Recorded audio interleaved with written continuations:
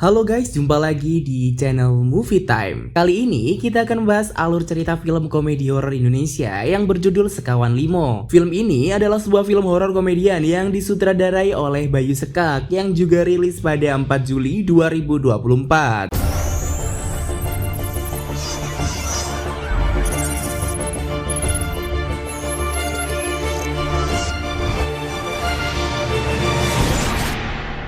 Film ini diawali dengan seorang anak muda bernama Bagas yang diundang datang ke acara podcast untuk menceritakan kisahnya saat dalam perjalanan pendakian ke Gunung Madiopuro. Alasan kedua host mengundang Bagas ke acara podcast karena adanya cerita mistis selama perjalanan dan itu sesuai dengan tema podcastnya. Singkat cerita, Bagas menceritakan perjalanan dia mendaki gunung tersebut, di mana Bagas memberanikan untuk mendaki gunung yang pertama kalinya untuk menemani seorang perempuan bernama Leni yang diperankan oleh Nadia Arina. Si Leni ini adalah teman satu kampusnya. Kemudian tibalah mereka di pos pendaftaran untuk mendaki Gunung Madiopuro. Di sana, kedua penjaga pos memberitahu bahwa ada larangan untuk mendaki Gunung Madiopuro. Yang pertama, pendaki tidak boleh menoleh ke belakang apapun yang terjadi. Dan yang kedua, tidak boleh mendaki dalam keadaan ganjil, harus dalam keadaan genap. Saat akan mendaki, mereka bertemu dengan seorang pria bernama Diki. Di sini, Diki mengaku sudah berpengalaman mendaki banyak gunung. Karena Bagus dan Leni baru pertama kali naik gunung, mereka pun sepakat mengajak Diki. Ternyata mereka memiliki niat yang sama, yaitu mendaki sampai ke puncak Gunung Madiopuro. Kemudian Diki menawarkan diri untuk menjadi pemimpin karena dia sering naik gunung. Bagas dan Leni sebenarnya tidak keberatan jika Diki gabung, tapi jumlah mereka akan bertambah menjadi 3 orang dan itu adalah larangan di Gunung Madiopuro. Tidak lama kemudian datang pendaki lain bernama Arjuna, di mana Arjuna mempunyai tujuan yang sama, yaitu mendaki sampai puncak gunung. Arjuna bercerita kalau dia ketinggalan teman-teman rombongannya dan dia berharap nantinya akan bertemu teman-temannya di atas puncak gunung. Karena Arjuna mau gabung, maka kelompok mereka jadi berjumlah genap dan itu membuat Bagas sedikit lega karena tidak akan melanggar aturan di gunung. Setelahnya, mereka memulai melakukan perjalanan untuk sampai ke puncak gunung. Mereka harus melewati 3 pos sesuai yang ada di peta. Namun saat pergi di jalan, Diki malah menyuruh mereka untuk lewat jalan lain. Awalnya Bagas menolak usulan Diki karena jalan itu tidak ada di peta. Tapi Diki mengatakan kalau dia sudah berpengalaman dan ini adalah jalan cepat menuju ke pos 1. Namun selama perjalanan mereka merasakan keanehan mulai terjadi, di mana mereka tidak bisa menemukan lokasi pos 1.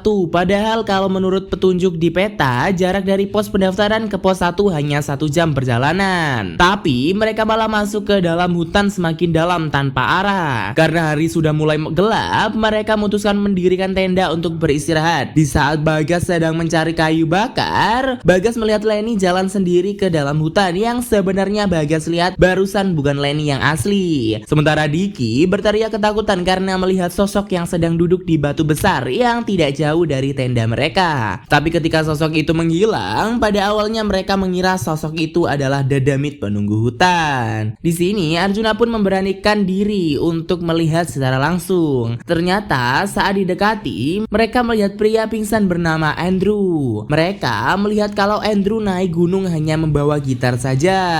Setelahnya mereka pun membawa Andrew ke dalam tenda untuk memberikan pertolongan. Kemudian Bagas mengatakan kalau Andrew ini adalah anak dari pengusaha kaya raya di kota. Setelah itu mereka pun makan sampai bercerita satu sama lain. Tapi saat giliran Leni ditanya, Leni malah meninggalkan mereka dan berkata ingin istirahat di dalam tenda. Kemudian muncul kilas balik kenangan Leni bersama ibunya. Jadi waktu itu Leni ingin pergi keluar kota karena ada panggilan interview kerja. Singkat waktu, ibunya mengantar Leni menuju ke stasiun. Karena Leni mengerutu terus selama perjalanan, ibunya pun melajukan mobilnya dengan kencang agar cepat sampai di stasiun. Tapi naas, hal itu malah membuat mereka mengalami kecelakaan dan hanya Leni saja yang selamat. Tidak lama kemudian, Leni mendengar ada suara yang memanggil namanya. Sementara di luar tenda, Bagas menceritakan kalau dia sebenarnya menaruh rasa suka sama Leni. Tapi sebelum siap untuk mengungkapkan perasaannya, di sini Diki dan Arjuna menyarankan Bagas agar segera mengungkapkan perasaannya. Sementara itu, Andrew yang mulai sadar malah mengingat kejadian masa lalunya, di mana Andrew tidak sengaja membuat pacarnya menjadi hamil. Tapi Andrew tidak mau bertanggung jawab dan minta pacarnya untuk menggugurkan kandungannya.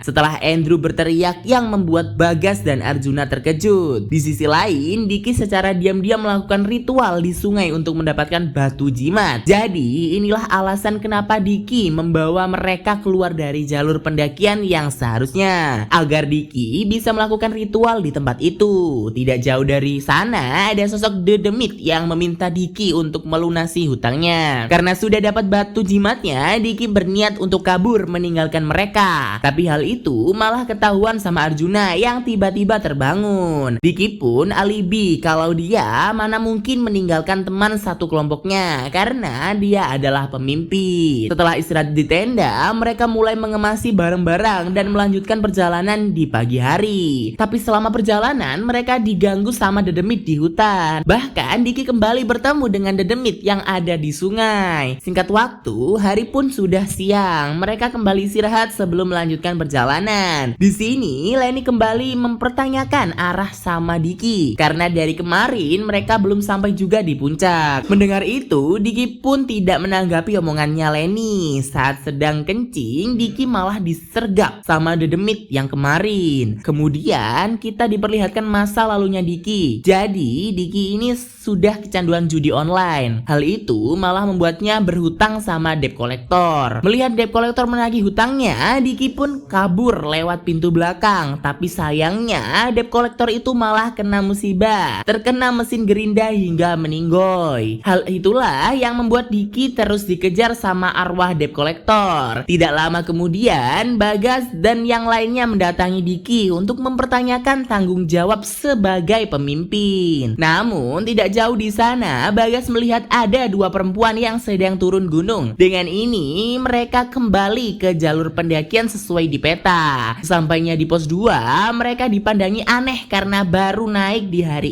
ini.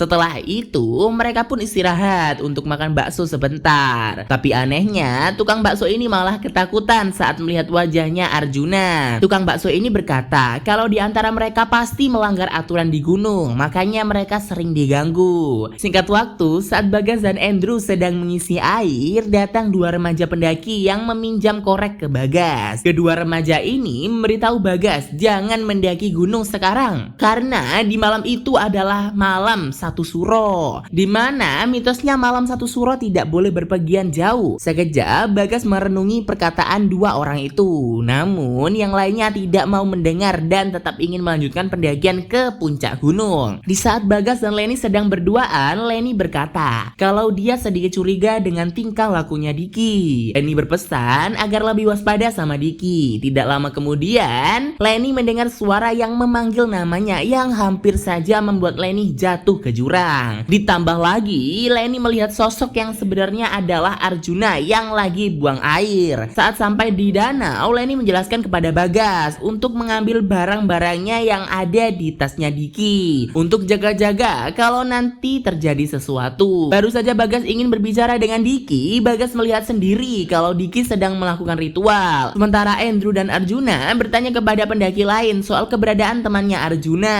tapi tidak ada satupun yang tahu. Kemudian kita diperlihatkan masa lalunya Arjuna, di mana Arjuna lagi dibully karena dia adalah anak koruptor. Sementara Bagas yang sedang mengecek isi tas, dia melihat ada batu jimatnya Diki. Hal itu malah membuat Lenny semakin kesal dan memutuskan untuk mendaki seorang diri. Tidak ingin Lenny pergi sendiri, Bagas pun terpaksa meninggalkan yang lainnya. Sesampainya di puncak, Lenny berjalan ke sisi tebing puncak gunung untuk mengakhiri dirinya. Tapi untungnya Bagas tepat waktu untuk menangkap Lenny yang mau loncat. Bagas pun bertanya sebenarnya apa tujuan Lenny ke gunung ini. Lenny pun berkata kalau dia ingin menyusul ibunya yang sudah meninggal. Tidak lama kemudian datang Diki dan Arjuna. Mereka mengira kalau Bagas dan Lenny lagi bermesraan. Di sini Diki malah mengajak mereka untuk berfoto. Hal itu malah membuat Lenny semakin marah dan mempertanyakan tujuan Diki untuk mendapatkan batu jimat. Mengetahui fakta itu, Lenny dan Bagas pun memutuskan untuk turun berdua karena sudah tidak percaya lagi dengan Diki. Selama perjalanan, Lenny mengungkapkan semua keluh kesahnya ketika ditinggal meninggal oleh ibunya. Setelah itu,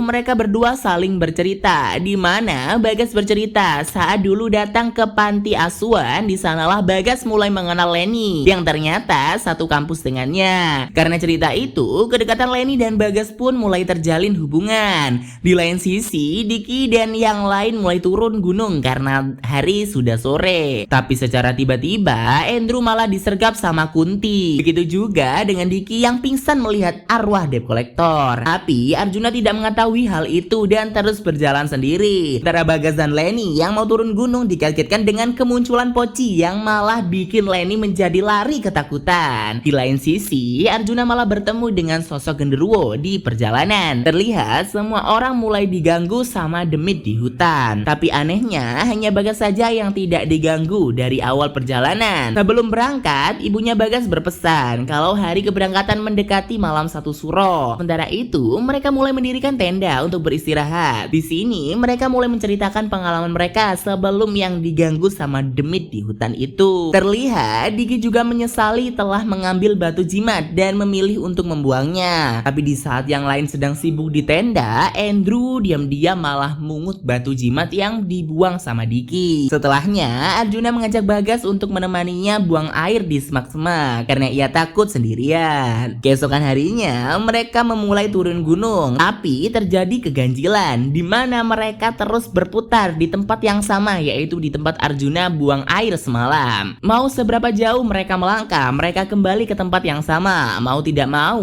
mereka harus bertahan hidup di gunung dengan bekal yang semakin menipis. Untuk menghilangkan kesepian malam, Bagas mengajak Andrew untuk bernyanyi. Terlihat kilas balik masa lalu yang mereka sedang hadapi. Terlihat di sekitar tenda mereka ada dedemit yang memantau dari kejauhan. Keesokan harinya, mereka kembali melakukan perjalanan untuk turun gunung. Tapi yang ada, mereka masih terus berputar di tempat yang sama. Bahkan hal itu terus terjadi sampai 5 hari ke depan. Ditambah lagi, mereka juga makin sering diganggu sama demit di hutan itu. Karena perbekalan sudah habis, mereka pun terpaksa makan daging ular untuk bertahan hidup. Di sini, Bagas mulai mengingat perkataan tukang bakso kemarin. Kalau di antara mereka bisa saja ada demit yang mengikuti. Mereka pun saling tuduh satu sama lain kalau mereka adalah demit. Sampai Arjuna tidak sengaja bilang Leni ini adalah arwah yang meninggal bersama ibunya pas kecelakaan. Mendengar hal itu, Leni pun marah sama Bagas yang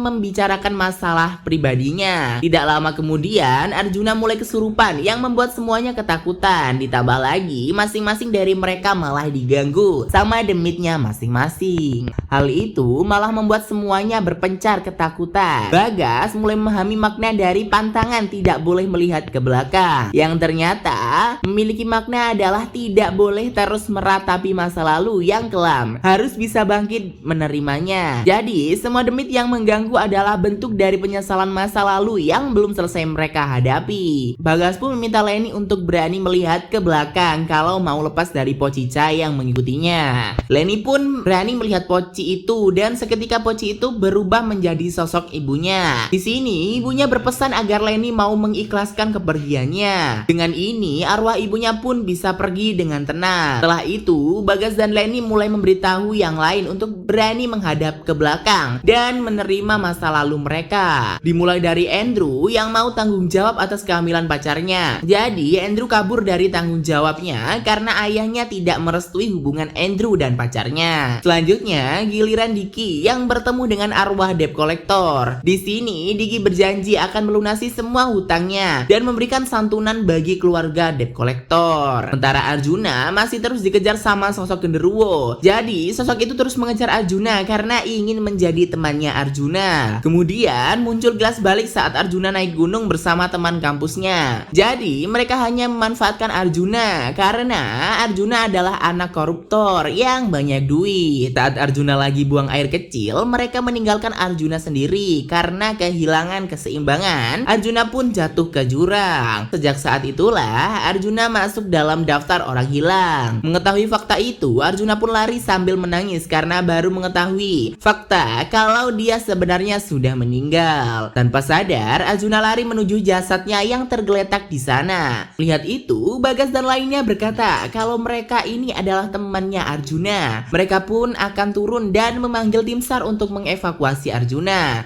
Di lain sisi, tim SAR sudah berusaha mencari keberadaan Bagas dan yang lainnya. Namun, tim SAR tidak berhasil menemukan mereka. Namun, secara tiba-tiba, mereka pun berhasil turun dari gunung dan meminta tim SAR untuk mengevakuasi jasadnya Arjuna. Setelah itu, mereka pun kembali bertemu dengan keluarganya masing-masing. Akan tetapi, arwah Arjuna tidak bisa terbang seperti hantu-hantu lainnya. Karena Arjuna masih ingin melihat Bagas dan Leni jadian. Bahkan, Arjuna juga muncul di dalam podcast, lagi duduk di atas salah satu host acara. Arjuna ingin melihat Leni dan Bagas ciuman. Nah, film pun berakhir. Secara keseluruhan, Sekawan Limo tidak hanya menawarkan hiburan melalui genre horor komedi, tapi juga menyampaikan pesan-pesan moral mendalam tentang persahabatan, keberanian, komunikasi, penghargaan terhadap tradisi, dan pentingnya berdamai dengan masa lalu. Oke guys, sampai di sini dulu movie time kali ini. Sampai jumpa di episode selanjutnya. Jangan lupa like, comment, dan subscribe. See you.